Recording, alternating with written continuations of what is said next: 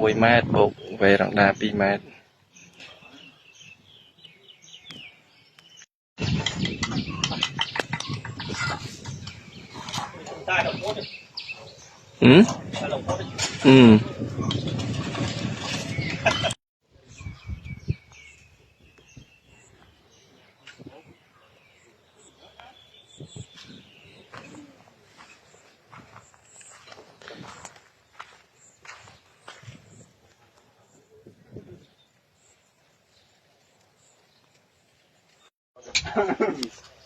Đấy, ngọt thế rồi.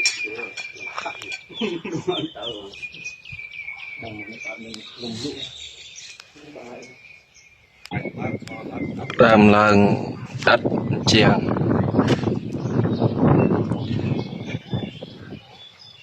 cả tha nô con đạn